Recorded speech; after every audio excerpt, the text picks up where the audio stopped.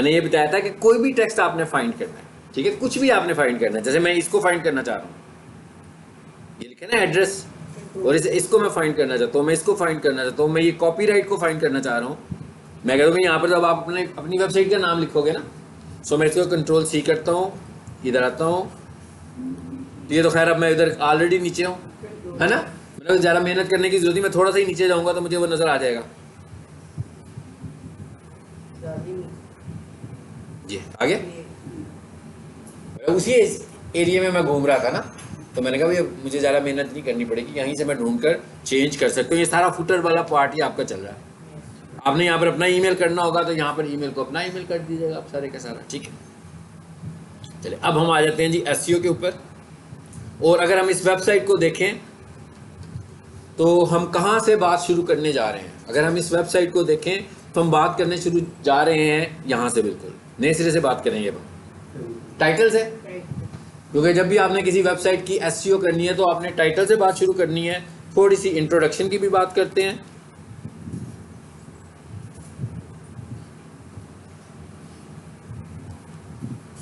जी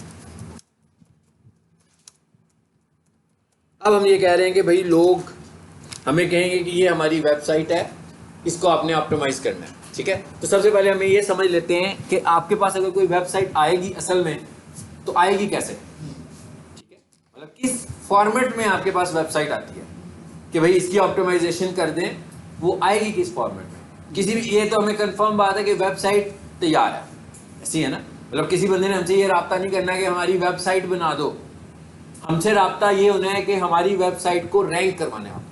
इसका मतलब है कि वेबसाइट बनी हुई है पहले से, अब वो वेबसाइट या तो वर्डप्रेस में है या वो वेबसाइट कोडिंग वाली वेबसाइट है। अभी हम सपोज करके चल रहे हैं कोडिंग वाली वेबसाइट है, तो इसका मतलब क्या हुआ, वो आपको अपनी वेबसाइट का एक्सेस देगा। अब आपको आपकी वेबसाइट का एक्सेस कैसे मिल सकता है? एक एक्सेस तो वही है जो मैंने आपको दिया।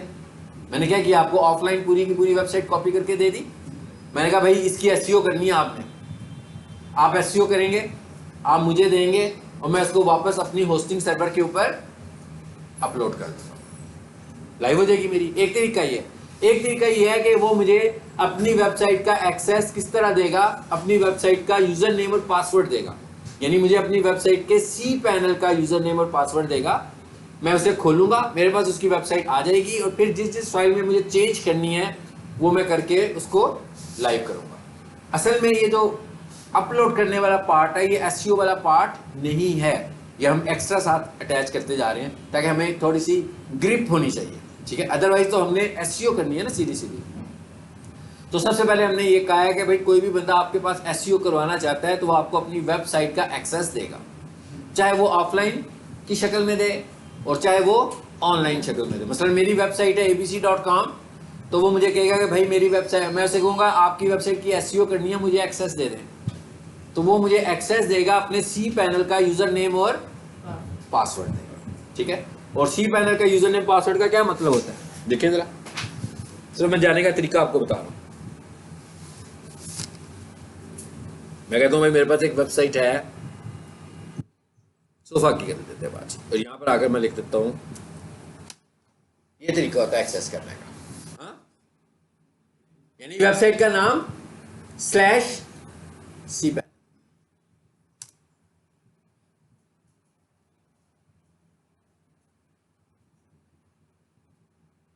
आ गया, यूजर नेम लिखा हुआ है, पासवर्ड लिखा हुआ है। ये कहाँ से आएगा मेरे पास, ये क्लाइंट प्रोवाइड करेगा मुझे। जब मैं इसे करूँगा तो मैं उसके फाइल मैनेजर में जाकर वेबसाइट को डाउनलोड करके अपने पास सारा काम शुरू कर दूँगा, और उसके बाद जब ये मेरे पास होगा तो अगर मैं डाउनलोड भी कर सकता हूँ तो मैं अपलोड भी कर सकूँगा। ये भी मैं आपको एक लेक्चर दूंगा कि आप डाउनलोड और अपलोड कैसे करते हैं, ठीक है। लेकिन अभी हम आज बात शुरू करने जा रहे हैं एसईओ से, और जो हमारा सबसे पहला टास्क है वो है टाइटल, ठीक है। और उसके लिए मैं आपको एक जो स्लाइड्स मैं पढ़ाऊंगा वो भी आपको शेयर कर दिया करूंगा, ठीक है, वो आपने टेंशन नहीं लेनी है।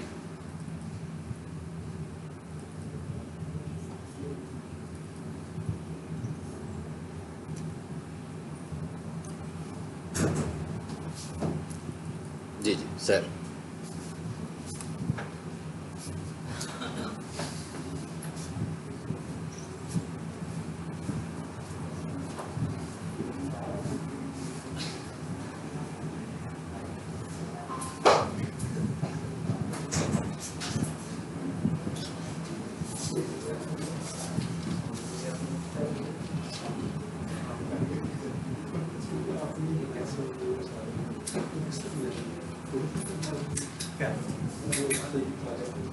और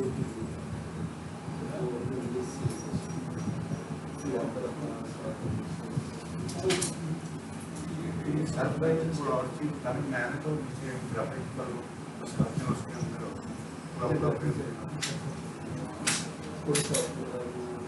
ग्राफिक क्लास मैंने नहीं लिखा, मैंने PNG मिलेगा मैं जो है बना रहा था अगर दो के बारे में अपने एक कंस्ट्रक्शन की बना रहा भी शुरू मेरे पास अभी 2 बजे उसके वो तो असाइनमेंट मांग रहा है वो मेरे रिलेटेड है मैं उसको असाइनमेंट जल्दी कर रहा इसके लिए मुझे थोड़ा दिमाग ज़्यादा लगा और इसको मैंने इसके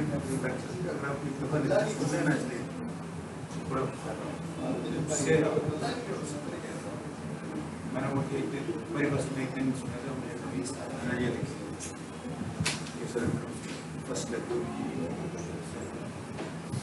वो एक दिन में था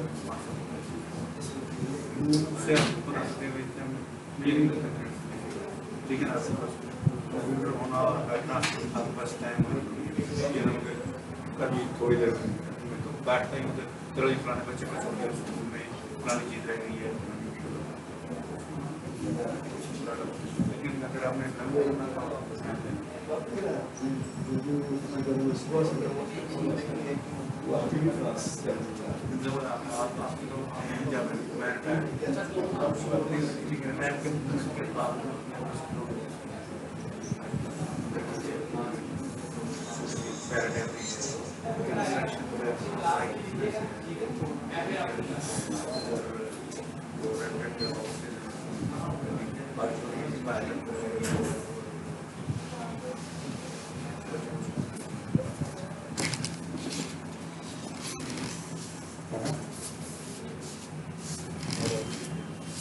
एक स्टूडेंट आगे आ जाए ना अभी ये दोनों पीछे कर रहे थे तो मैं अभी चला जाता ठीक है, जगह कंफर्टेबल है, कोई बात नहीं मैंने सुनना है। अब हम यहाँ से SEO स्टार्ट करने जा रहे हैं। SEO का क्या मतलब है कि मैं कहता हूँ भाई अब आपने पहले समझनी है साइंस SEO की। ये ना हो कि हम कमांड्स पढ़ते जाएं लेकिन हमें साइंस का ना पता हो कि हम कर क्या रहे हैं बेसिकली। ऐसे नहीं, हमने कमांड्स को नहीं सीखना, हमने स्ट्रैटेजी को सीखना है कि हमारी स्ट्रैटेजी क्या है, कि हम कर क्या रहे हैं बेसिकली। मैं ये कह रहा हूँ कि भाई एक बंदे ने मुझसे रब्ता किया है कि भाई ये मेरी वेबसाइट है और ये गूगल पर नज़र ही नहीं आती है। नज़र नहीं आती है का क्या मतलब है कि भाई कोई भी बंदा वेबसाइट का नाम लिखे तो नज़र तो आ जाती है, मैं किसी को URL भेज दूँ तो भी नज़र आ जाती है, लेकिन कोई बंदा मेरी वेबसाइट की प्रोडक्ट्स को ढूंढे तो उसको नज़र नहीं आती है। मतलब मैं कहूँ भाई, मैं कहता हूँ best computer courses in Lahore, तो मेरी वेबसाइट नज़र नहीं आती, लेकिन जब मैं वेबसाइट का नाम लिखता हूँ abc.com तो वेबसाइट नज़र आ जाती है। मतलब ना मेरी सर्विसेज पे मेरी वेबसाइट नज़र आती है, ना मेरी प्रोडक्ट्स पे वेबसाइट नज़र आ रही है, ना मेरी कैटेगरी ऑफ बिजनेस पे नज़र आ रही है। तो इसका मतलब ये हुआ कि मेरी वेबसाइट बनी तो हुई है, लाइव भी है, मगर ऑप्टिमाइज नहीं है। अब ये जो ऑप्टिमाइज है ये SEO है। ऑप्टिमाइजेशन का मतलब क्या है? ऑप्टिमाइजेशन का मतलब ये है कि मुझे फैक्टर्स अप्लाई करने हैं ऐसे जो गूगल के हैं, बिल्कुल ऐसे ही है ना जैसे आप सब लोग इस क्लास में बैठे हुए हैं। तो आपकी एंड ऑप्टिमाइजेशन क्या है? आपकी end of the day optimisation क्या है? आपकी end of the day optimisation ये है कि भाई आपको एक सर्टिफिकेट मिलना है। उस सर्टिफिकेट के ऊपर कोई स्टूडेंट टॉप कर रहा होगा, कोई दूसरे नंबर पर आ रहा होगा, कोई तीसरे नंबर पर आ रहा होगा, कोई चौथे नंबर पर आ रहा होगा, रैंक कर रहे होंगे ना आप, तो ये भी तो SEO ही है। इसी तरह हमने अपनी वेबसाइट के भी नंबर बढ़ाने हैं। किसके लिए? किसके पास जाके नंबर बढ़ाने हैं? गूगल के पास जाकर, कि गूगल को बताना है कि भाई हमें पहले नंबर देना तुमने, या हमें दूसरा नंबर देना है, या हमें पहले सफ़े पर लेकर आना है। तो गूगल ने कहना है ओके, जैसे हम लोग कह रहे हैं कि हाँ भाई अगर तुमने टॉप करना है तो रोज़ाना क्लास में आया करें, टाइम पे क्लास में आया करें, क्विज़ किया करें, असाइनमेंट्स दिया करें, पेपर देने हैं आपने। जब ये सारी चीज़ें हो जाएंगी तो हम देखेंगे कि कौन सबसे अच्छा स्टूडेंट है, उसको हम पहली पोजीशन दे देंगे। जो उससे पुअर होगा पहले वाले से, उसकी दूसरी पोजीशन आ जाएगी। जो दूसरे वाले से हल्का सा पुअर होगा उसकी तीसरी पोजीशन आ जाएगी। सेम यही एसईओ है आपकी, कि जो टॉप करेगा गूगल के स्टैंडर्ड्स को। अब क्या है, गूगल ने मुझे कुछ स्टैंडर्ड दिए, फॉर एग्जांपल समझे, बैठो यहाँ बैठ, जो लेट आने का नुकसान होता है ना यार, इतना नुकसान तो होना चाहिए ना, चिटाई ले आया करो आते हुए जब लेट आना हो तो, हाँ कुर्सियाँ खत्म हो जाती हैं फिर आगे।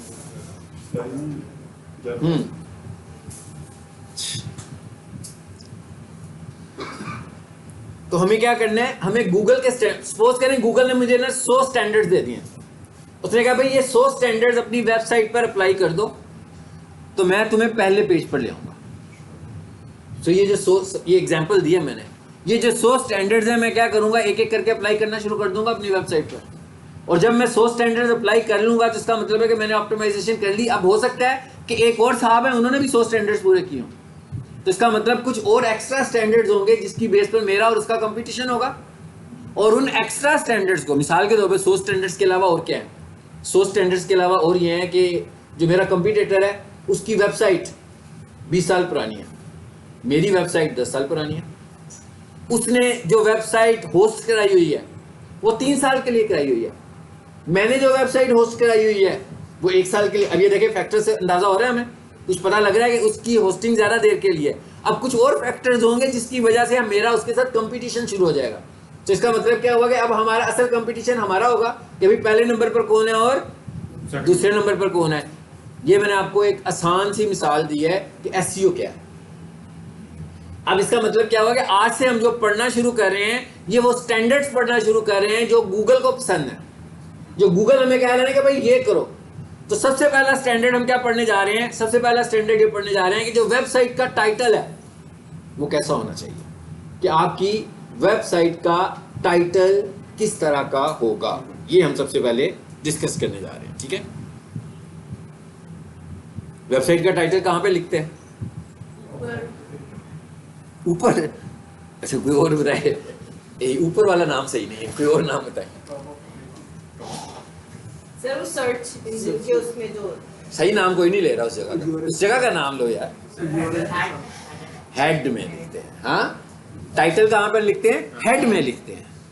यानी हमने हेड में अपनी वेबसाइट का टाइटल लगाया हुआ है, टाइटल का टैग पढ़ा है ना आप लोगों ने। सो हमने अपनी वेबसाइट में, इधर आ जाते हैं वापस, ये वेबसाइट के कोड में हूं ना मैं इस वक्त जी, ये बात हो रही है, इस पोर्शन की बात हो रही है, ये वाला पोर्शन है हेड का पोर्शन। ठीक है, जो स्टूडेंट आज फर्स्ट डे आए हैं वो जरा देखें कि मैं वहां तक कैसे पहुंचा हूं। वहां तक हम ऐसे पहुंचे हैं कि ये हमारी वेबसाइट की कोडिंग है सारी, ये हमारी फाइल है जिसे हम चला रहे हैं इंडेक्स की। इस पर मैंने राइट क्लिक किया और ये क्या लिखा है, एडिट विद नोटपैड प्लस। ये मैं उस कोडिंग में आ गया हूं। जरा देखें टाइटल कहां है, मिल गया टाइटल सबको। अच्छा अब आपने देखना है मैं आपको कहां से घुमा के कहां पे लेकर जाने लगा हूं। हाँ टाइटल में क्या लिखा हुआ आ रहा है, the best sofa carpet washing service. क्या है भाई, भाई बहुत सारे लोग हैं जो कारपेट वॉशिंग की सर्विसेज दे रहे हैं। ठीक है, तो और लोगों की भी वेबसाइट्स हैं जो ये सर्विसेज प्रोवाइड करते हैं, मेरी भी वेबसाइट है। तो अब किसकी वेबसाइट ऊपर आनी है और किसकी वेबसाइट नीचे आनी है, ये कौन फैसला करेगा, गूगल। गूगल किस बेस पे फैसला करेगा, कि जो उसके स्टैंडर्ड्स को ज्यादा फॉलो कर रहा होगा। बिल्कुल उसी तरह ही है ना, यहाँ पर टॉप का स्टूडेंट कौन सा होगा, जो कॉलेज के ज्यादा स्टैंडर्ड्स को फॉलो करेगा वो पहले नंबर पर आ जाएगा। इसी तरह जो गूगल के ज्यादा स्टैंडर्ड्स को फॉलो करेगा वो पहले नंबर पर चला जाएगा। लेकिन ये जो नाम लिखा हुआ है हमने, what is this, sofa carpet washing services, ये क्या है, ये इस कंपनी की वो सर्विसेज हैं जो प्रोवाइड करते हैं, और जिनको ये सर्विसेज चाहिए वो गूगल पर आकर एक सर्च टर्म लिखते हैं। ऐसी है ना, वो कुछ सर्च टर्म लिखेंगे कि भाई मुझे सोफा क्लीन करवाना है, वो ये एक सर्च टर्म लिखेगा जिसको हमने एक प्राइमरी सर्च टर्म बनाया हुआ है। प्राइमरी सर्च टर्म क्या बनाई हमने, सोफा कारपेट वॉशिंग सर्विसेज। मैं कहता हूँ ये मेरी प्राइमरी सर्च टर्म है। ठीक है, प्राइमरी सर्च टर्म का क्या मतलब है कि मुझे लगता है कि भाई ज्यादातर लोग जिन्होंने सोफा वॉश करवाना होता है वो ये लिखते हैं।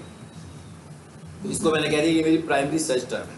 अब हम इसको और आगे लेकर चलते हैं, तो हम कहते हैं भाई ये सर्च टर्म क्या होती है।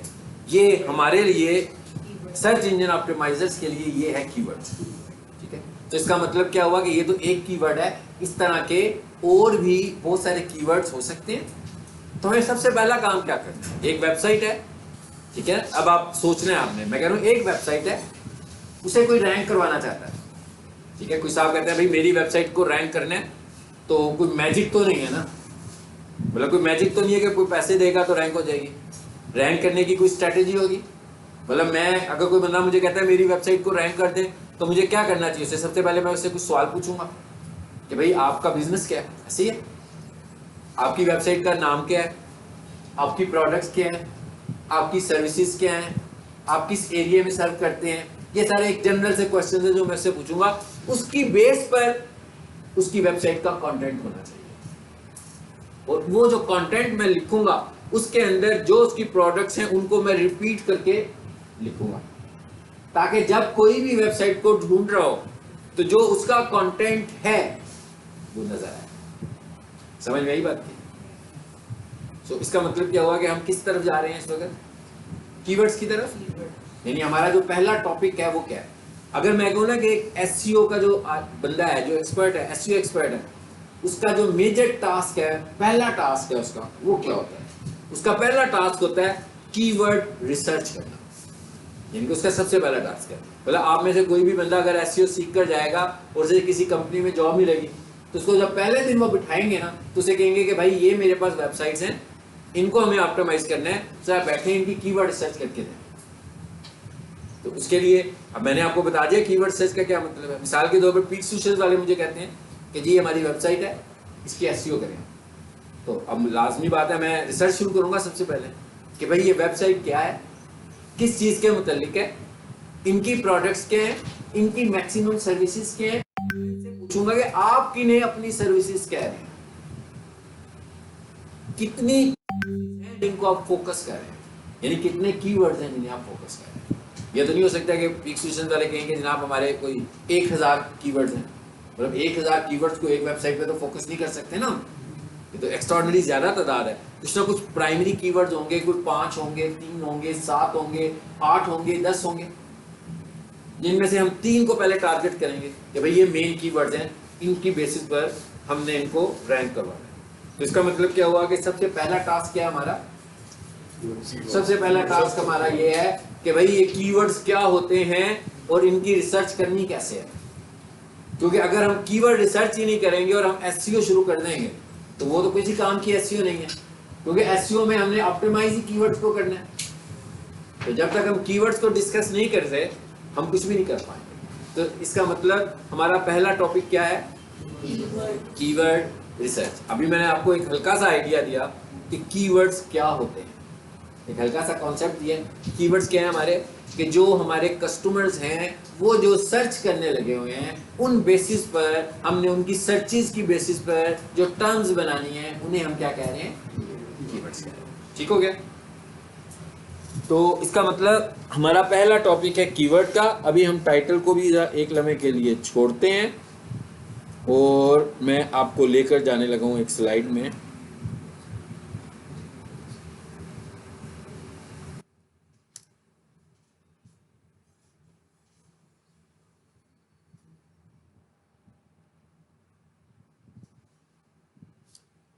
कीवर्ड्स पर।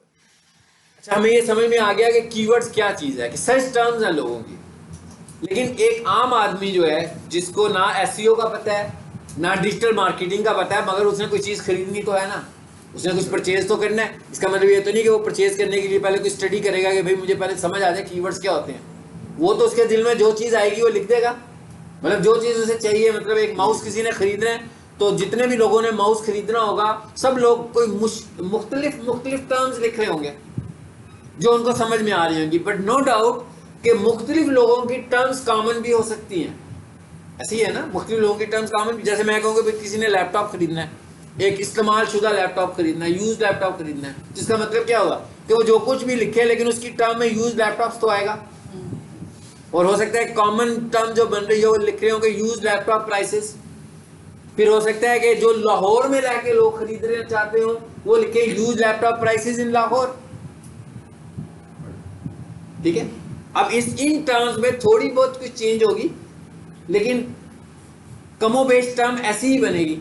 मतलब एक आदमी जो लाहौर में रहता है उसको एक इस्तेमाल शुदा लैपटॉप चाहिए, ठीक है, यूज लैपटॉप चाहिए ताकि उसे सस्ता लैपटॉप मिल जाए, तो उसकी टर्म कमोबेश यही बनेगी ना, यूज लैपटॉप्स इन लाहौर, या लिख देगा use laptop prices in Lahore. तो इसका मतलब क्या हुआ कि ये एक सर्च टर्म है जिसकी बेस पर मुझे कीवर्ड बनाना है।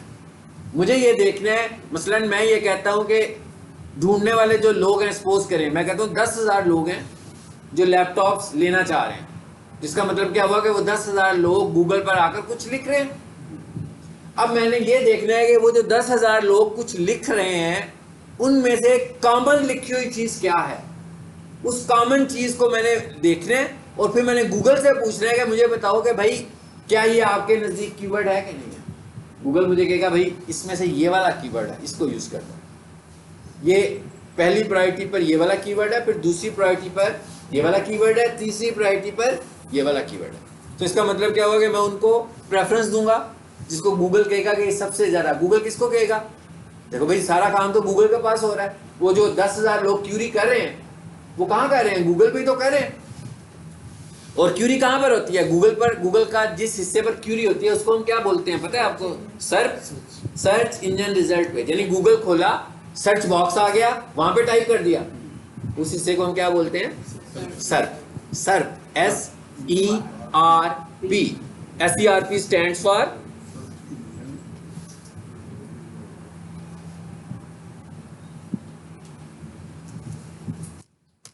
जी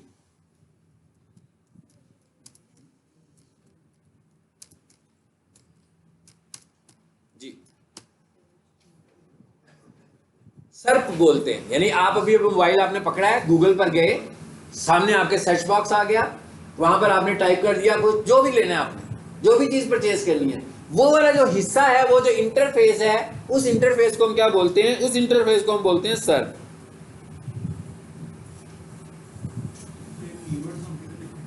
अभी देखते हैं कीवर्ड्स क्या लिखते हैं, इसकी बात करते हैं। पहले सर्प की बात कर लेते हैं। ये मैंने गूगल खोला है अपना, ये सर्च बॉक्स आ गया ना मेरे पास कि भाई मैं क्या ढूंढना चाह रहा हूं, ये सर्प है, इसको हम कह रहे हैं कि ये सर्प है। ठीक है, कीवर्ड क्या है अभी इसकी बात आगे जाके करते हैं। अब आ जाते हैं इधर।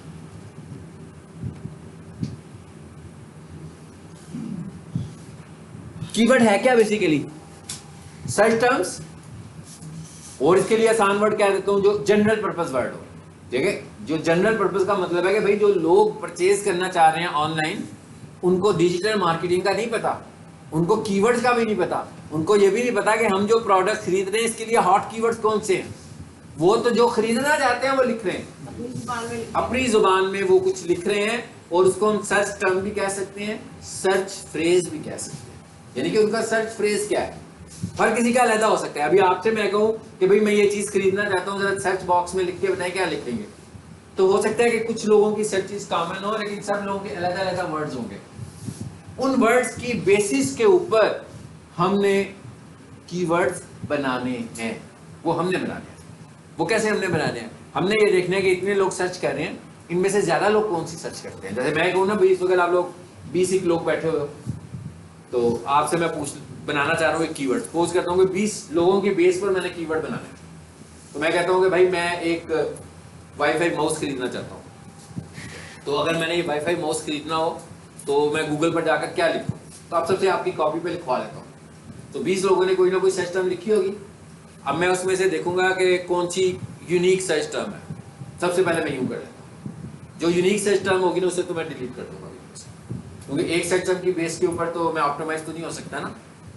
फिर मैं देखूंगा जो सबसे ज्यादा 20 स्टूडेंट्स में से जो सबसे ज्यादा स्टूडेंट्स ने लिखा है वो क्या लिखा है, वो मुझे कोई एक टर्म मिल जाती है। ठीक है, लिख देते हैं ना, wifi mouse prices in Lahore. Suppose कर लिया कि 20 में से 15 लोगों ने ये लिख दिया।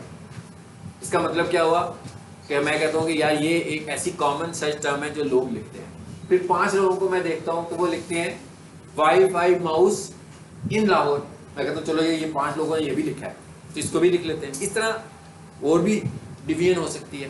तो ये जो टर्म्स मेरे पास निकल के आ रही हैं ये अभी तक सर्च टर्म्स हैं। उसके बाद ये सारी सर्च टर्म्स लेकर तो मुझे लगेगा कि ज़्यादा लोग क्यूरी कर रहे हैं, मैं गूगल के पास जाऊँगा। कहाँ जाऊँगा? गाड़ी पे बैठ के जाना है, किस पे बैठ के जाना है ये भी हम देखते हैं, उसके पास कैसे जाना है हमें, उसके पास जाने का तरीका भी हम देखेंगे। तो उससे पूछूंगा कि भाई अब आप मुझे बता दो कि इनमें से अच्छा कौन सा है।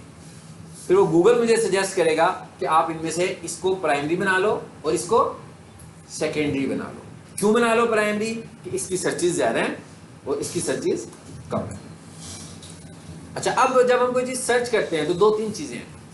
एक है सर्चेज और एक है रिजल्ट्स। सर्चेज का क्या मतलब है? मतलब सर्च क्या है जो मैं अकेला बैठ के कर रहा हूँ, रिजल्ट्स क्या है जो बहुत सारे लोग सर्च कर रहे हैं उसके अगेंस्ट जो स्क्रीन पर आ रहा है वो रिजल्ट्स है। मतलब जितने बिजनेसेस हैं जिनका डाटा एक्सट्रैक्ट होके आ रहा है गूगल पर वो रिजल्ट है ना। लेकिन जो सर्च है वो क्या है? आप कर रहे हो सर्च है, आप कर रहे हो सर्च है, हर किसी की यूनिक सर्च है। लेकिन जो उसको एक्सट्रैक्ट होने के बाद जो डाटा हमारे सामने आ रहा है वो क्या है? वो रिजल्ट है। उसके बाद एक तीसरी चीज है, मतलब एक क्या होगी? सर्चेस, एक क्या हो गए? उसके रिजल्ट्स, और तीसरी चीज है कंपटीशन। कंपटीशन का क्या मतलब है? कंपटीशन का मतलब है कि जो रिजल्ट्स मेरे पास आ रहे हैं उन रिजल्ट्स में कंपटीशन कितना है। बिल्कुल ऐसे ही है भाई, कैसे मैं बाहर निकलूं तो मैंने जूस पीना है तो मैं देखूंगा भाई जूस की शॉप्स कितनी है यहाँ पर। हाँ, मिसाल के तौर पर जैसे ही मैं बाहर निकलूं तो मैं चलना शुरू करूं तो एक शॉप, फिर दुकान छोड़ूं एक शॉप, बार बार जूस की शॉप ही आती जा रही है मेरे पास। तो इसका मतलब क्या हुआ कि कंपटीशन, बहुत ज़्यादा कंपटीशन है भाई। और अगर मैं बाहर निकलता हूँ और मुझे पता लगता है कि एक ही जूस की शॉप है यहाँ पर सिर्फ मेरी वॉकिंग डिस्टेंस के ऊपर, तो इसका मतलब है कि ये लो कंपटीशन। ठीक है। अब ये तो एक जनरल सी बात है कि अगर मैं आपसे कहूँ कि भाई आपने कोई बिजनेस करना है तो जहाँ पर हाई कंपटीशन होगा वहाँ पर आपके सक्सेसफुल होने के चांसेस ज़्यादा हैं कि जहाँ पर लो कंपटीशन होगा वहाँ पर आपके सक्सेसफुल होने के चांसेस लो कंपटीशन। तो इसका मतलब क्या हुआ? और अगर मैं दूसरी तरफ ये कहूँ कि क्या आप किस जगह पर बिजनेस करना पसंद करेंगे जहाँ पर खरीदार ज्यादा हो कि खरीदार कम हो? अब देखिए 2 चीजें हो गई। हम कह रहे हैं खरीदार भी ज्यादा होना चाहिए, कंपटीशन भी लो होना चाहिए। अगर खरीदार ज्यादा है और कंपटीशन हाई है तो इसका क्या मतलब हुआ? ये तो फंस जाएंगे भाई, काफी देर आपको इंतजार करना पड़ेगा अपने बिजनेस को ग्रो करने के लिए। लेकिन अगर खरीदार ज्यादा है और कंपटीशन लो है, या लो से थोड़ा सा मीडियम लेवल पर आ जाते हैं चलो, तो वहां पर भी हम सरवाइव कर लेंगे। और इसका मतलब है हम जल्दी बिजनेस को ग्रो कर पाएंगे। बिल्कुल एसईओ की बात कर रहा हूँ मैं इसमें कि भाई आपने ये देखना है कि आप जो सर्चेस करने लगे हुए हैं, अब वो जो सर्चेस हमारी हो रही हैं वो क्या है? कीवर्ड है। तो जिन कीवर्ड्स पर हमें हाई सर्चेस मिले और लो कंपटीशन वो अच्छे कीवर्ड्स हैं, और जिन कीवर्ड पर हमें हाई सर्चेस मिले और हाई कंपटीशन मिले इसका मतलब है वहां पर सरवाइव करना, वहां पर हम रैंक करने में हमें टाइम लगेगा। यही वो बातें हैं जिनकी बेस पर हमने रैंक करना है। इन्हीं चीजों को हमें कंसीडर करना है। इन्हीं चीजों की बेस पर मैंने अपने क्लाइंट को भी ये बताना है कि भाई आपको मैं कितनी देर में रैंक करूंगा। अगर एक किसी की वेबसाइट मेरे पास आती है और मुझे पता लगता है कि उसमें तो कंपटीशन ही बिल्कुल नहीं है, मतलब उनकी बिजनेस में बहुत ही लो कंपटीशन चल रहा है, तो इसका क्या मतलब हुआ?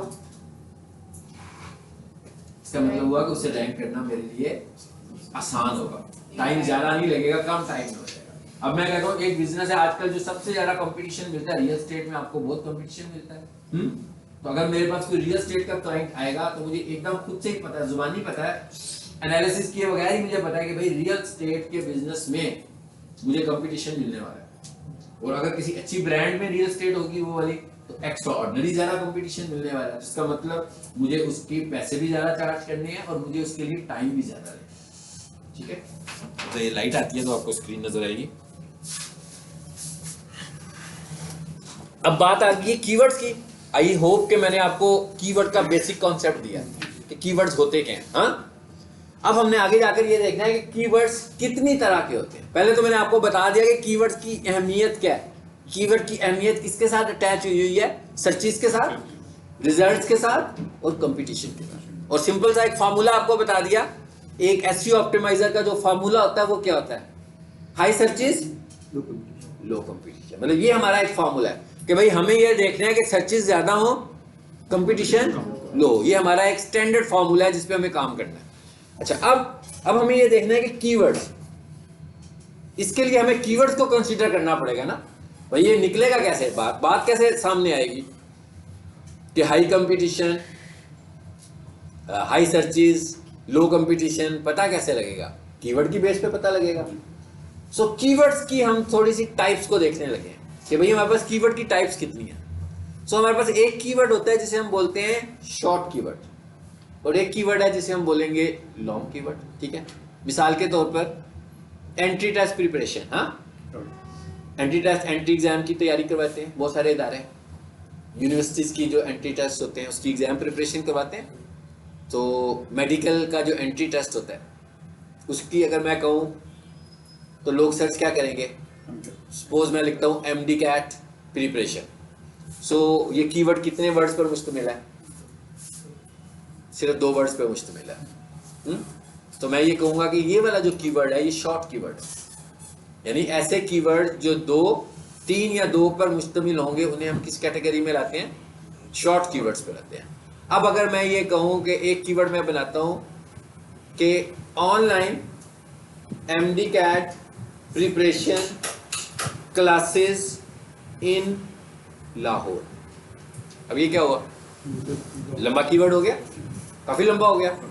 अच्छा, अब पहले तो हम इन दोनों को आपस में कंपेयर करते हैं, स्मॉल और लॉन्ग को। हाँ, मतलब सबसे पहले तो हम कंपेयर करते हैं कि एक कीवर्ड स्मॉल है और एक कीवर्ड लॉन्ग है। मतलब मैं आपसे कहूँ MD कैट प्रिपरेशन, आपको बहुत सारी बात तो समझ में नहीं आएगी। इतना आपको जरूर पता लग गया कि MD कैट एक एंट्री टेस्ट का एग्जाम है, प्रिपरेशन उसकी तैयारी की बात हो रही है, लेकिन अभी आपको समझ नहीं आ रही कि मैं कहना क्या चाह रहा हूँ। मैं हो सकता है कि कोई टीचर ढूंढ रहा हूँ, स्टूडेंट ढूंढ रहा हूँ, मुझे चाहिए क्या चीज़ भाई? मुझे नोट्स ढूंढ रहा हूँ, सिलेबस ढूंढ रहा हूँ, एग्जाम डेट ढूंढ रहा हूँ, कितनी सारी चीज़ें हो सकती हैं। तो इसका मतलब क्या होगा कि ये शॉर्ट कीवर्ड है। और जो लॉन्ग कीवर्ड है, मैंने अभी लिखा online MD CAT preparation classes in Lahore. मेरा ख्याल है सबको समझ में आ गया होगा कि मैं कहना क्या चाह रहा हूँ। मैं कह रहा हूँ कि भाई MD कैट की प्रिपरेशन लाहौर में ऑनलाइन कहाँ हो रही है, ये कहना चाह रहा हूँ मैं। सो इसका मतलब क्या हुआ कि जो बंदा ये क्यूरी करेगा तो उसकी क्यूरी तो बहुत क्लियर हो गई गूगल के लिए, और वो टारगेटेड उस जगह पर चला जाएगा, यानी इसमें लोग बहुत सारे होंगे। मगर MD कैट जो प्रिपरेशन है वो शॉर्ट कीवर्ड है, जो शॉर्ट कीवर्ड में अभी बातें क्लियर नहीं है।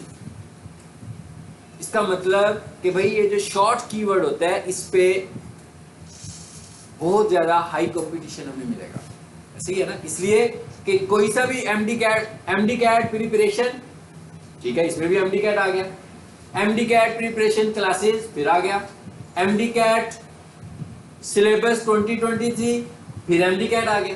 तो मतलब ये जो MD कैट की टर्म है ये तो बहुत ज्यादा रिपीट हो रही है। तो इसका मतलब इसमें तो एक्स्ट्राऑर्डिनरी कंपटीशन है, और इस पर स्टैंड करने के लिए हमें टाइम भी बहुत ज्यादा चाहिए होगा। इसमें काफी हमें एफर्ट करनी पड़ेगी, इसमें काफी हमें मेहनत करनी पड़ेगी, और इसके अगेंस्ट जो रिजल्ट्स आएंगे एक्स्ट्राऑर्डिनरी ज्यादा आएंगे। MD कैट पर ज्यादा आएंगे ना, कंपटीशन आई है मगर रिजल्ट बहुत ज्यादा आएंगे इसके, क्योंकि इसमें सिलेबस भी आ जाएगा, इसमें सब चीजें आनी शुरू हो जाएंगी। लेकिन अगर मैं ये लिखूंगा कि online MD CAT preparation classes in Lahore, एक तो सबसे पहली बात तो होगी कि मोबाइल एप्लीकेशन की बात होगी कि भाई कोई ऐप ऐसा होगा जो MD कैट की प्रिपरेशन करवा रहा है। उसके बाद लाहौर की बात कर दी तो भाई इसमें फैसलाबाद तो शामिल नहीं है, इसमें कराची भी शामिल नहीं है, तो ये लिमिटेड हो गया। अब ये क्यूरी बड़ी डिटेल वाली है मगर क्यूरी लिमिटेड है।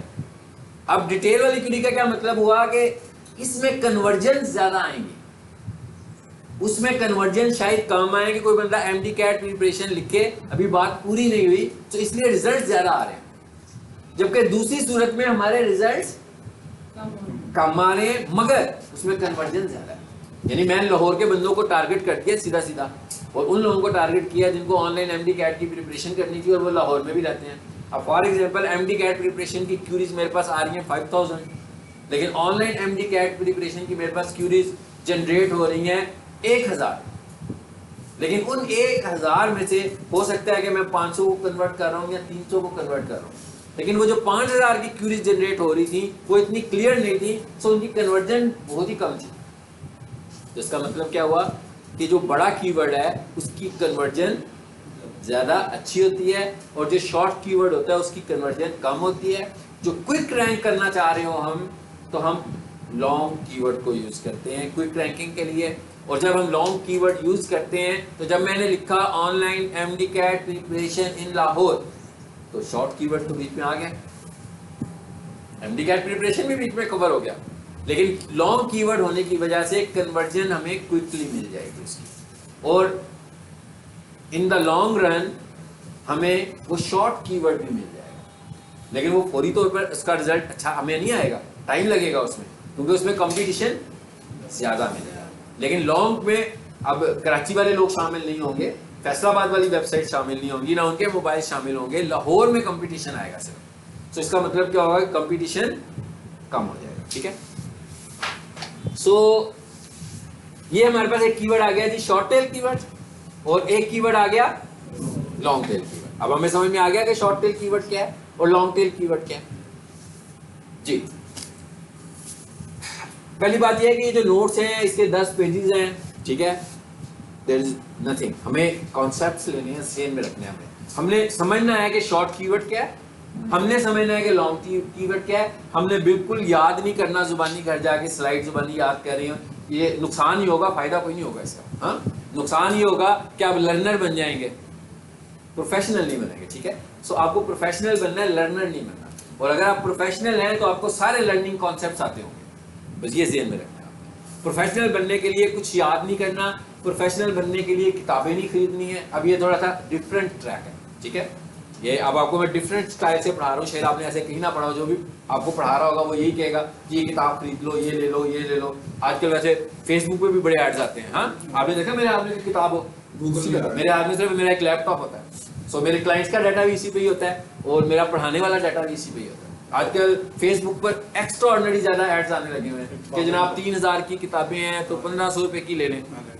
भाई हर हफ्ते मैं जब पढ़ा रहा होता हूँ ना, तो गूगल का स्टैंडर्ड चेंज हुआ होता है, हर हफ्ते फेसबुक का स्टैंडर्ड भी चेंज हो जाता है। तो ये किताबें आपके किस काम आएंगी आपको अंदाजा हो गया होगा। इसका तो मतलब है कि आप तो पुराने मामलात में उलझे रहेंगे, आपको यही नहीं पता लगेगा कि नया क्या होने लगा हुआ है, आजकल क्या चल रहा है। सो मैं बिल्कुल रिकमेंड नहीं करता कि आप कोई डिजिटल मार्केटिंग की, SEO की, सोशल मीडिया मार्केटिंग की, यूट्यूब की बुक्स बाय करें, चाहे वो नोट्स की शक्ल में हो, किसी भी शक्ल में हो।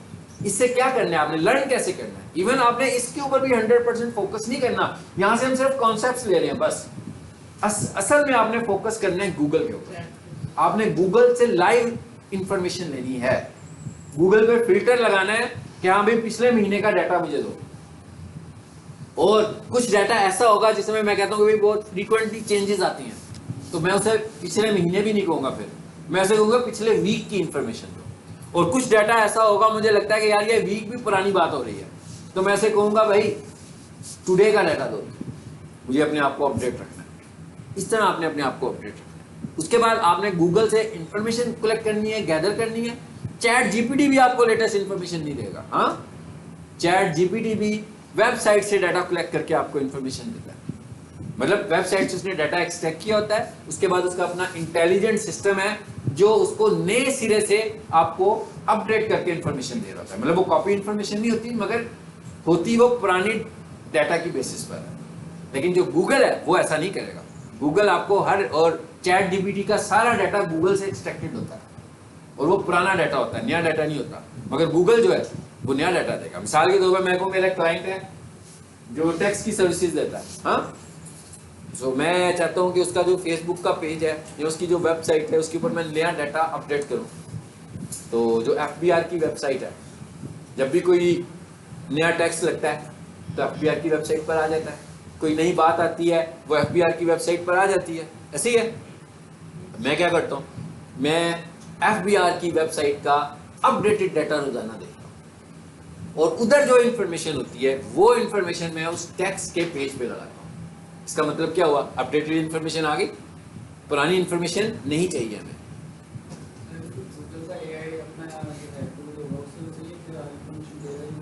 देगा नहीं, उसका भी AI, देखिए AI किसी का भी सिस्टम होगा, आर्टिफिशियल इंटेलिजेंस सिस्टम कोई भी सा भी होगा ना, उसने डाटा कुछ एक्सट्रैक्ट किया हुआ है पहले से, उसकी बेस पर वो आपको रिजल्ट दे रहा है, वो आपको लाइव रिजल्ट्स नहीं दे रहा। चैट जीपीटी ने भी पुराना डाटा एक्सट्रैक्ट किया हुआ है। दिसंबर में अगर ये लॉन्च हुआ था ना, तो उस वक्त इन्होंने अपनी सारी वर्किंग कर ली थी और डाटा लिया और फिर आहिस्ता आहिस्ता आगे की तरफ को ले रहे हैं। लेकिन जो गूगल आपको रिजल्ट दे रहा है ना, वो वेबसाइट से रिजल्ट दे रहा है ओरिजिनल, और वो भी हमें देखना है, खुद से देखना है। यानी वो भी मैंने डिसाइड करना है कि असल में ये वाला सही रिजल्ट है कि ये वाला फेक रिजल्ट है। सर जो चैट जीपीटी है वो फिर अपने आप को अपडेट नहीं करता साथ साथ, जैसे गूगल इतनी स्पीड से अपडेट नहीं ना कर सकता। देखिए चैट जीपीटी सर्च इंजन नहीं है, गूगल सर्च इंजन है। हम अपने आप को ऑप्टिमाइज कर रहे हैं चैट जीपीटी के लिए नहीं, हम अपने आप को ऑप्टिमाइज कर रहे हैं गूगल के लिए। हम गूगल पर ऑप्टिमाइज होने लगे होंगे, हम सर्च इंजन पर ऑप्टिमाइज हो रहे हैं। चैट जीपीटी तो हमें हेल्प कर रहा है कि भाई मैं आपको रेडीमेड डाटा दे दूंगा। अब वो डाटा उसने भी कहीं से एक्सट्रैक्ट करके रखा हुआ है, ठीक है, और वो बहुत अच्छा डाटा नहीं देता, मगर अगर एक एक्सपर्ट आदमी है उसके लिए वो अच्छा है। मतलब मुझे पता है कि मैंने अगर एसईओ करने के लिए उससे कोई बात पूछनी है तो मैं उससे जो पूछना चाह रहा हूँ, मैं ये नहीं कह रहा हूँ कि मैंने पूरा कॉपी पेस्ट करना है उससे इन्फॉर्मेशन लेके। मैंने उससे जो पूछना है उससे मैंने एक आइडिया लेना है, ठीक है, उस आइडिया की बेस पर मैंने खुद से कोई काम करना है। यानी आपकी अपनी नॉलेज है तो ही कर पाएंगे ना। ऐसे नहीं है कि मैं एग्जाम दे रहा हूँ साथ मैंने चैट जीपीटी रखा हुआ है तो उधर से पकड़ के साथ उधर फेंकता जा रहा हूँ, ऐसे नहीं होगा। ऐसे हो सकता है अगर आपका एग्जाम कोई थ्योरेटिकल बुक की बेस पर हो, ठीक है, और वो बुक गूगल पर पहले से मौजूद हो, तो वो तो लाजमी बात है उसके सारे जवाब उधर से उठा के उधर लगाएंगे, सही जवाब ही आएंगे, गलत तो नहीं आएंगे ना। लेकिन अगर आपका टेस्ट लॉजिकल होगा तो फिर तो आप उस पर फुलफिल नहीं करेंगे, ठीक है। चलिए वापस आ जाते हैं, काम पढ़ते हैं। तो ये तो होगी हमारे पास शॉर्ट कीवर्ड्स की बात। सो मेरे कहने का मतलब ये है कि हमें ऐसी चीजों पे नहीं जाना। कोई बंदा ये समझे कि मैं 4 किताबें खरीदूं और रात को देर तक याद करता रहूंगा तो मैं डिजिटल मार्केटर बन जाऊंगा, बिल्कुल नहीं बनेगा वो, ठीक है, नुकसान ही होगा, उसका कोई फायदा नहीं होगा। लेकिन अगर कोई बंदा कि मैं रात को बैठकर गूगल से इंफॉर्मेशन लेता रहूं सारी रात, वो ठीक है। वो जो आपको इंफॉर्मेशन मिलेगी, वो जो आपको डाटा मिलेगा, उसकी आप अगर खुद से कोई बुक बनाएंगे तो वो महीने के लिए बहुत वैलिड डाटा है। सर वो 5 मिनट में जो है वो सारा कुछ सिखा देते हैं। हाँ जी, वो 1 महीने के लिए बहुत वैलिड है, 1 महीने के लिए। अगले महीने आपको फिर गूगल से रिजल्ट लेना है, समझ नहीं आती, ठीक है, अगले महीने आपको दोबारा से उससे रिजल्ट लेना है, ठीक है। अच्छा, शॉर्ट कीवर्ड्स क्या होते हैं जी, कुछ समझ में आई है बात जी? 3 वर्ड्स या इससे लेस ये शॉर्ट है, और 3 वर्ड्स और इससे बड़े ये कौन से होंगे? Long keywords. जल्दी रैंक करवानी है अपनी वेबसाइट तो इसका मतलब है स्टार्टअप कहां से लेंगे? लॉन्ग कीवर्ड से लेंगे। और at the end of the day जब हम देखेंगे, जब हमने लॉन्ग कीवर्ड यूज किए होंगे तो उनके अंदर हमारे शॉर्ट कीवर्ड्स मौजूद होंगे। यानी गूगल आपके एक वर्ड को भी कीवर्ड ही समझेगा, 2 वर्ड्स को भी कीवर्ड समझेगा, और 3 वर्ड्स को भी कीवर्ड समझेगा, और इनसे ज्यादा वर्ड्स को भी कीवर्ड ही समझेगा। तो इसका मतलब क्या हुआ? रैंक होने के लिए long tail keywords, quick rank के लिए, लेकिन लॉन्ग टाइम के लिए मतलब साल बाद 2 साल बाद आपके शॉर्ट कीवर्ड्स भी रैंक हुए होंगे, तो आप उनकी बेस पर भी रैंक कर रहे होंगे, ठीक है। चलिए आगे हैं जरा।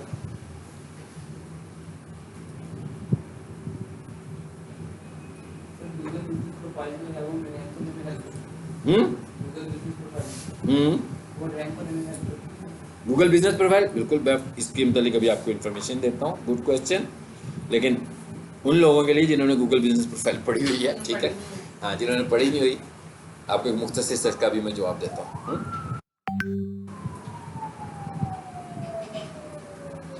अच्छा, उसके बाद एक और कीवर्ड आ गया नीचे, 2 कीवर्ड्स और आ गए, शॉर्ट कीवर्ड और लॉन्ग कीवर्ड को हमने समझा। शॉर्ट टर्म फ्रेश कीवर्ड्स और लॉन्ग टर्म एवरग्रीन कीवर्ड्स। इसका क्या मतलब है? शॉर्ट टर्म फ्रेश कीवर्ड्स मतलब जैसे ट्रेंड्स की, ट्विटर पर ट्रेंड चल रहे होते हैं, है ना, ट्रेंडिंग कुछ चीजें होती हैं, कुछ चीजें यूट्यूब पर ट्रेंड्स कर रही हैं, कुछ चीजें ट्विटर पर ट्रेंड्स कर रही हैं। तो इसका मतलब क्या हुआ कि उनको सर्च करने के लिए भी कुछ टर्म्स होंगी, वो टर्म्स भी ट्रेंड करना शुरू होगी। लेकिन वो ट्रेंडिंग टर्म्स उस वक्त तक पॉपुलर हैं जब तक वो ट्रेंड है। जैसे ही वो ट्रेंड एंड हुआ, वो बैक एंड पे चला गया फिर दोबारा से। जबकि लॉन्ग टर्म एवरग्रीन कीवर्ड्स का क्या मतलब है? जो कि लॉन्ग टाइम है। जैसे एक बंदा जो है उसने पुराना लैपटॉप लेने, तो कुछ भी हो जाए, use laptop prices in Lahore तो लिखेगा ही हो, तो इसका मतलब क्या हुआ कि ये है एवरग्रीन कीवर्ड है, कि ये तो उसने लिखने ही लिखना है। लेकिन अगर अभी कोई खास इवेंट चलने लगा हुआ है, उसकी वजह से ट्विटर पर कोई ट्रेंड आ गया, यूट्यूब पर किसी चीज़ का ट्रेंड आ गया, किसी वीडियो का, तो वो ट्रेंडिंग में आ गया, लेकिन वो लॉन्ग टाइम ट्रेंडिंग नहीं है। ऐसे तो नहीं है वो साल भर ट्रेंडिंग नहीं रहेगा, वो थोड़ी देर के लिए ट्रेंडिंग में रहेगा। तो इसका मतलब क्या हुआ कि हमें ये भी फोकस करना है कि हमें ट्रेंडिंग कीवर्ड्स को कितना यूज़ करना है और एवरग्रीन कीवर्ड्स को कितना यूज़ करना है। समझ में हमें आ गया कि भाई ट्रेंडिंग कीवर्ड्स के ऊपर हम रिलाय तो नहीं कर सकते, ट्रेंडिंग कीवर्ड्स को हम अपना प्राइमरी कीवर्ड भी नहीं बना सकते। हमें पता है कि भाई ये चीज़ ट्रेंड कर रही है तो इसको हम यूज़ करेंगे, लेकिन हमें ये नहीं समझना कि हमने इसी के ऊपर अपनी वेबसाइट को रैंक करवा लेना है और सालों साल हमारी वेबसाइट रैंक रहेगी। लेकिन जो एवरग्रीन कीवर्ड्स होंगे उनके ऊपर हमारी वेबसाइट सालों साल रैंक रह सकती है। ठीक है, क्लास को हम यहाँ पर एंड करते हैं और उन्होंने एक क्वेश्चन किया है गूगल बिजनेस प्रोफाइल का। ठीक है, गूगल बिजनेस प्रोफाइल बिल्कुल अलग से एक स्ट्रेटेजी है हमारे पास, लेकिन एंड ऑफ द डे जब हम एक डिजिटल मार्केटर हैं, जैसे मैं एक डिजिटल मार्केटर हूं, तो मुझसे कोई भी बंदा कोई सर्विसेज लेता है तो मैं उसको प्रोफाइल की सर्विसेज भी देता हूं, मैं उसको एसईओ की सर्विसेज भी देता हूं, मैं उसको यूट्यूब की सर्विसेज भी देता हूं, मैं उसको सोशल मीडिया की सर्विसेज भी देता हूं, मैं उसको गूगल एड्स की सर्विसेज भी दे रहा हूं। तो ये सब अलग-अलग सर्विसेज हैं। सबसे पहली चीज़ तो ये है कि आपको ये समझ आपस में इंटरलिंक्ड लर्निंग के पॉइंट ऑफ व्यू से बिल्कुल नहीं है। सीखने के लिए ऐसा कुछ नहीं है कि गूगल बिजनेस प्रोफाइल के बगैर वेबसाइट नहीं बनेगी, या वेबसाइट के बगैर गूगल बिजनेस प्रोफाइल नहीं बनेगी, या गूगल बिजनेस प्रोफाइल के बगैर सोशल मीडिया नहीं बनेगा। लेकिन अब अगर हम ये कहें कि क्या हमारी वेबसाइट को हमारी प्रोफाइल का कोई फायदा होगा, गूगल बिजनेस प्रोफाइल, जो न्यू स्टूडेंट्स हैं उनको मैं बता दूं गूगल बिजनेस प्रोफाइल क्या है। गूगल बिजनेस प्रोफाइल ये है कि मुझे अभी माउस लेना है, अभी मैं गूगल पर जाकर लिखूंगा कि wifi mouse shops near me, तो क्या होगा, सबसे ऊपर प्लेसेस आ जाएंगे आपके पास, दुकानें आ जाएंगी, ऑफिसेज आ जाएंगे कि भाई अगर आपने लेना तो ये आपके ऑफिस के करीब है। वो जो बिजनेस आपको नजर आ रहे हैं कॉल्ड गूगल बिजनेस प्रोफाइल, यानी उन लोगों, और ये खुद से नहीं बनी हुई, ये प्रोफाइल उन बिजनेसेस ने खुद से बनाई हुई है। तो गूगल कहता है कि ये एक फैक्टर है आपकी वेबसाइट को रैंक करने का कि आपकी गूगल बिजनेस प्रोफाइल है, नंबर 1। नंबर 2, आपकी अच्छे रिव्यूज आपके पास मौजूद हैं और आपका लोकल बिजनेस बहुत सारी जगहों पर ऑनलाइन रजिस्टर है। आपका लोकल बिजनेस वो, जैसे लोकल बिजनेस ऑनलाइन रजिस्टर कहां पर हुआ, एक तो गूगल बिजनेस प्रोफाइल पर हुआ, इसी तरह हमारे पास और भी बहुत सारी ऑनलाइन प्रोफाइल्स हैं वहां पर भी। और ये जो प्रोफाइल होती है ना, इनको हम बोलते हैं नेट टाइप लिस्टिंग बोलते हैं हम इसको, net type listing. Net type listing है जैसे टेलीफोन डायरेक्टरीज होती हैं। नेट टाइप लिस्टिंग का मतलब यह है कि ऐसी लिस्टिंग जिसके अंदर हम बताते हैं नेम, बिजनेस का नेम, बिजनेस का एड्रेस और बिजनेस का टेलीफोन। इस तरह की जितनी भी लिस्टिंग्स हैं इनको हम बोलते हैं लोकल लिस्टिंग्स या नेट टाइप लिस्टिंग्स। तो अब मिसाल के तौर पर आपकी लिस्टिंग 5 है, 10 है, 20 है, 50 है कि 100 है। अब अगर आपकी सब लिस्टिंग में आपका नेट 1 है तो इसका मतलब है गूगल आपको वेट करेगा। अगर आपकी हर किसी लिस्टिंग में किसी पर आपने कोई और मोबाइल नंबर दे दिया, किसी पर आपने कोई और मोबाइल नंबर दे दिया, तो इसका मतलब है ऑथेंटिसिटी नहीं है। ठीक है, और अगर आपको अच्छे रिव्यूज मिल रहे हैं गूगल के ऊपर, सो ये भी आपको रैंक करने में रेट करेगा। अब दूसरे एंड पर आ जाते हैं, हम कहते हैं कि हमारी गूगल बिजनेस प्रोफाइल है वो कैसे रेट करेगी। अगर आपकी वेबसाइट है और उसकी अच्छी एसईओ हुई है और आपकी वेबसाइट रैंक कर रही है तो आपकी प्रोफाइल भी रैंक करेगी। अब ये दोनों जो चीजें मैं बता रहा हूँ ये दोनों बिल्कुल अलग-अलग चीजें हैं।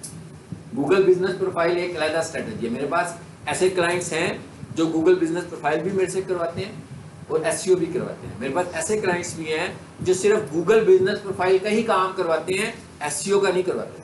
और ऐसे क्लाइंट्स भी हैं जो सिर्फ एसईओ का काम करवाते हैं, प्रोफाइल का काम नहीं करवाते। ये तो डिपेंड करता है कि जो इन्वेस्टर है, जिसका बिजनेस है, वो कितना इन्वेस्ट करना चाह रहा है।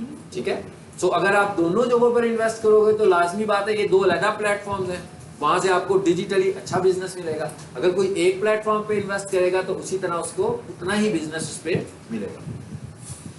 बहरहाल गूगल बिजनेस प्रोफाइल का एसईओ से सीखने से कोई लेना देना नहीं है। ठीक है, एसईओ करते हुए हम किसी भी जगह पर गूगल बिजनेस प्रोफाइल को रिकॉल नहीं करेंगे, रिविजिट नहीं करेंगे, उसका ताल्लुक नहीं है। लेकिन नो डाउट कि इन स्ट्रेटेजीज का बिजनेस ग्रो करने में आपस में रिलेशनशिप है।